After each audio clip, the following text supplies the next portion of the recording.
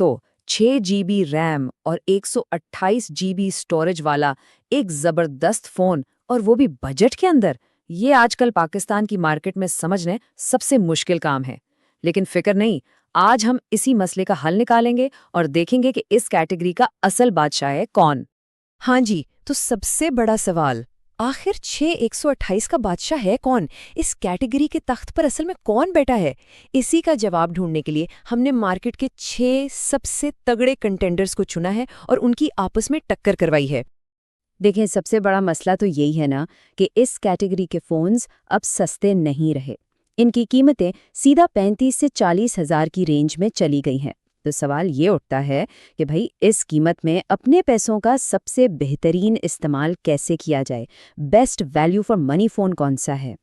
तो मैदान में उतर कौन रहा है? हमने 6 जबरदस्त ब्रांड्स को चुना है। वीवो है, ऑनर है, टेक्नो, इन्फिनिक्स, रेडमी और आईटेल। ये सब के सब अपनी जगह पे वैल्यू फॉर मनी देने का दावा करते हैं। लेकिन जैसा कि कहते हैं, ताज तो किसी एक के सर ही सजता है। चलें देखते हैं वो खुशनसीब कौन है। चलें अपनी उल्टी गिनती शुरू करते हैं नंबर 6 से, और इस नंबर पर है Vivo Y1D। अब इस फोन को लिस्ट में इसलिए रखा है क्योंकि इसमें 6128 है और Vivo का नाम भी है, जो कि एक भरोसे का नाम है। लेकिन सवाल ये है कि ये आखिर बाकियों से पीछे क्यों रह गया? आइए देखते हैं। जरा इसकी कीमतों पे नजर डालें।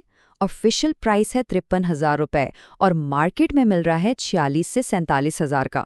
ये जो इतना बड़ा फर्क है ना, ये साफ बताता है कि शायद इसकी डिमांड इतनी खास नहीं है। इसका सबसे बड़ा प्लस पॉइंट इसकी मजबूती, लेकिन इस कीमत में इसके फीचर्स भाई मुकाबले में कहीं नहीं टिक पाते। तो इससे सीधी सी बात समझ आती है कि ये फ़ोन बना किसके लिए।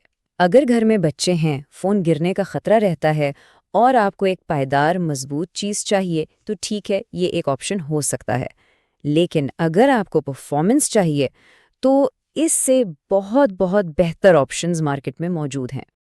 अच्छा जी, तो अगर मजबूती आपकी टॉप प्रायोरिटी नहीं है लेकिन आप एक अच्छी डील ज़रूर चाहते हैं, तो नंबर 5 पे जो फ़ोन है वो आपकी तवज्जो खींच सकता है। ये है ऑनर X6C।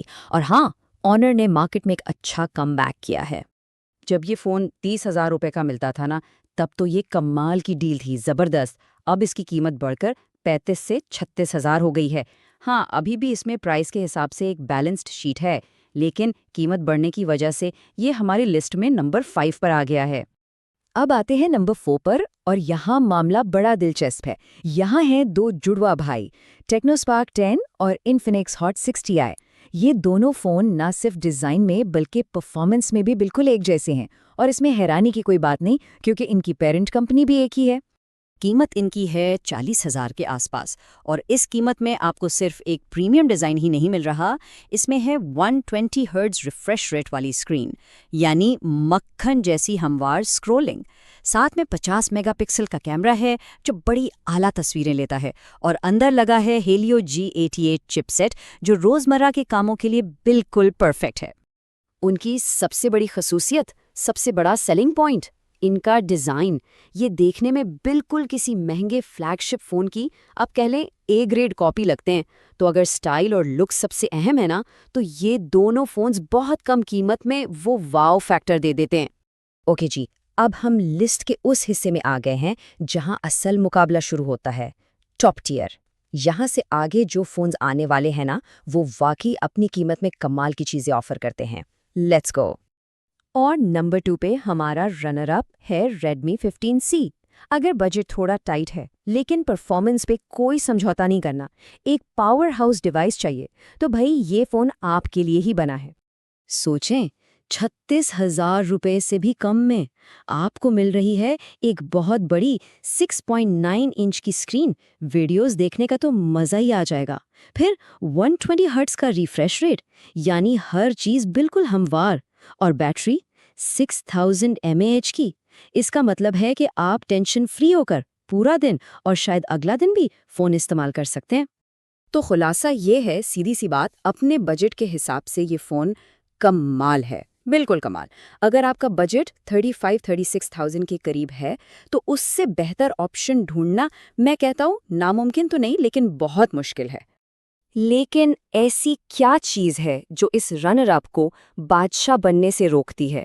फर्क है दो बड़ी चीज़ों में। पहला, स्क्रीन। बादशाह में है एमोलेड स्क्रीन, जो इसकी आईपीएस स्क्रीन से कहीं बेहतर वाइब्रेंट रंग दिखाती है। और दूसरा फर्क, फिंगरप्रिंट सेंसर। इसमें आपको मिलती है premium on screen fingerprint technology. तो अब वक्त आ गया है पर्दा उठाने का। 6128 कैटेगरी के बादशाह की ताजपोशी का वक्त हो गया है। तैयार हैं आप सब?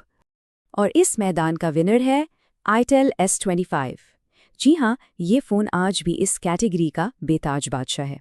आइए देखते हैं कि ऐसी क्या वजूहात हैं जो इसे बाकी सबसे मीलों आगे रखती हैं। ज़रा इन स्पेक्स पे गौर तो करें। कीमत है सिर्फ 33,000 रुपये, और इसमें आपको 128 नहीं भाई, पूरी 256 GB स्टोरेज मिलती है।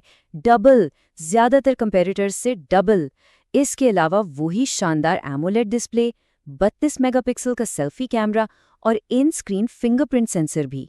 ये पैकेज इस कीमत पर बिल्कुल 100% अनबीटेबल है। और यही बात इसके बादशाहत पर पक्की मोहर लगा देती है। जब बात 6128 कैटेगरी की आती है तो आईटेल का S25 अभी भी सबसे बड़ा बादशाह है। दूर दूर तक इसका कोई मुकाबला नहीं। चलें, इस सबको जल्दी से सम अप करते हैं, एक क्विक रिकैप ताकि फैसला करने में आसानी हो। तो ये रही हमारी फाइनल रैंकिंग। नंबर 1 पर है बादशाह आईटेल S25। नंबर 2 बेहतरीन budget value Redmi 15C। Number 3 पे आती है स्टाइलिश जोड़ी टेक्नो और इन्फिनिक्स की। नंबर 4 पर है Honor X6C। और आखिर में नंबर 5 पर सिर्फ और सिर्फ मजबूती के लिए Vivo Y1D। और ये सब कुछ हमें एक बहुत अहम सवाल पर लाकर छोड़ता है।